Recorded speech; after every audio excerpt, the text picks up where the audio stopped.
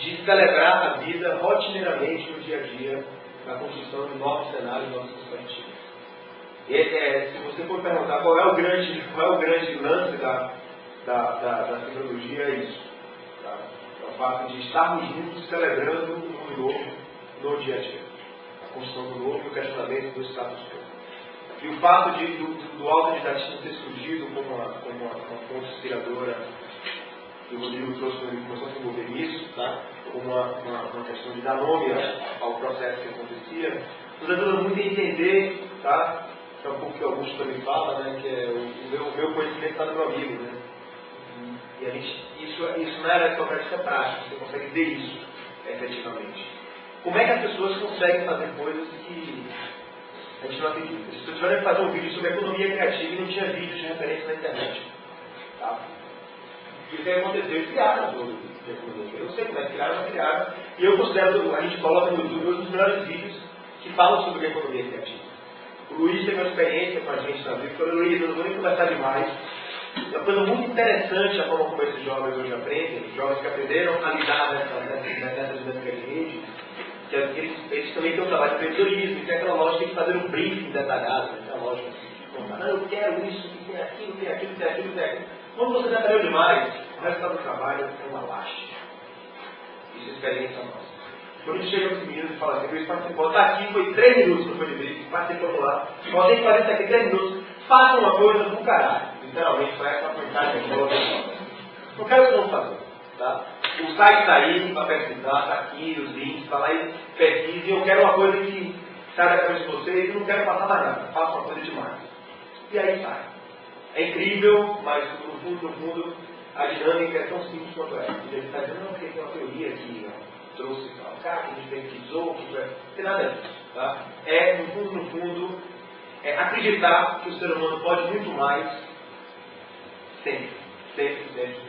É acreditar, no fundo, na elasticidade do conhecimento, até com o seu poder econômico, tá? Que é aquele que está sempre em o fato de compartilhar, no fundo, você está falando, você está dando efeito marginal econômico e não uma retração em termos de valor. Então essa é a nossa prática da fisiologia. E falando, trazendo um pouco para falar agora para o Rodrigo, para falar um pouco da interpretação que ele deu na história de respeito a celebrarmos o nosso processo de evolução como ser humano. Acho que esse é a grande virtude que se chama de educação do futuro para a gente. Deixa eu só fazer uma sugestão, que eu sei que eu estou limitado. Antes de eu falar, eu queria que eles façam o seguinte, porque acho que é mais importante vocês escutarem a voz dos meninos, o que é que eles são capazes de produzir depois que alguém chega para eles num ambiente de alegria e diz: olha, o tema é esse, vamos discutir, cada um vai fazer a sua vivência e produzir alguma coisa. Entendeu? Eu acho que é nesse processo que a riqueza acontece, que eu acho que a voz deles é até mais valiosa para vocês conhecerem do que eu posso falar que isso é limitado. O que é que você está fazendo, cara, com sua única vida? O que é que eu estou deixando que os outros façam com minha única vida?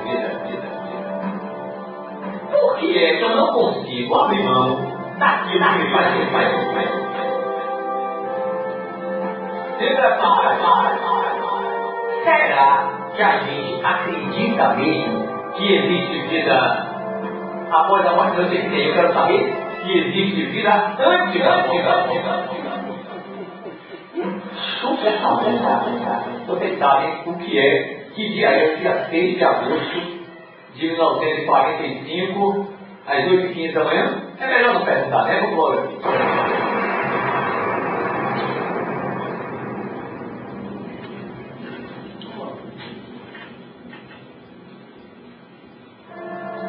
Foi a bomba de Hiroshima. Isso não pode esquecer. Não pode esquecer. Por quê? Para que a gente nunca se esqueça do que nós somos capazes de fazer. A mudança de época é o muro de Berlim. O que o professor Milton Santos quer dizer que essa crise que nós estamos vivendo, ela é diferente de todas as outras. Essa velha ordem que está passando, essa nova ordem que não chega, isso não acontece aqui. Está acontecendo concomitantemente em todos os lugares, em todos os setores do mundo. Inclusive daqui.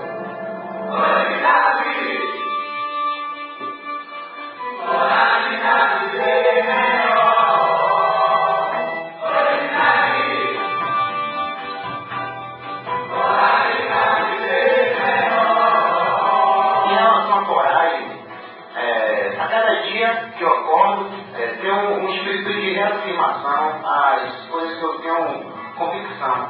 Sempre estou nesse processo de autoafirmação, de coragem, entendeu? Não só em relação a mim, mas em relação ao próximo também. Não só com a vida familiar, mas profissional também, com os amigos. Eu estou sempre acreditando no próximo e tendo coragem de seguir um dia após o outro.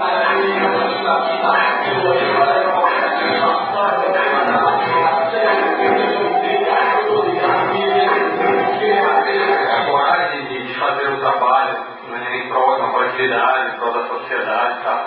Estou inserido numa lógica capitalista, né, numa lógica em que eu vendo a minha força de trabalho para uma empresa, né, uma empresa que ela visa lucro. Não se trata de uma crise financeira.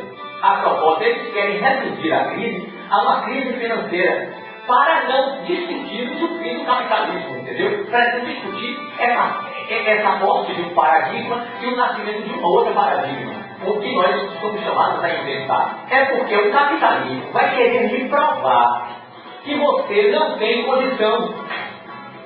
Vai dizer que você é muito alto, que você é negro, que você é branco, que você é baixo, que você é gordo, olha, qualquer coisa para que você não consiga.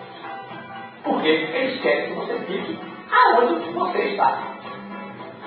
E precisamos ter a noção exata do nosso papel.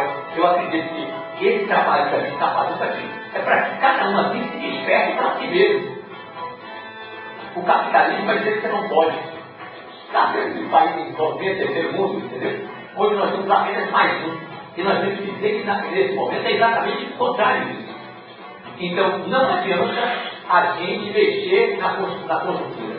A gente tem que mexer na estrutura. O importante não é no contexto econômico, é na estrutura do mercado. Depende de mim, depende de você. A evolução já está acontecendo, não queria ir parar. Hoje está vendo, eu acho que queria fazer diferente, ser inteligente, olhe para frente.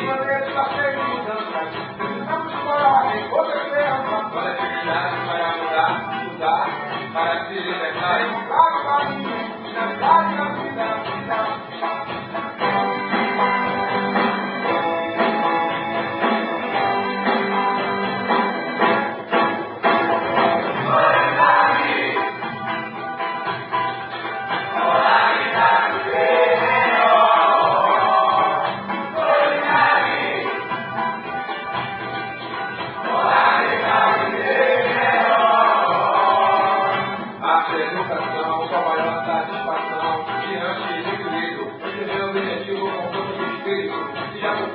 Na coletividade do encontro com o grupo, tecnologia arte para mudar o mundo, sempre submundo, coragem!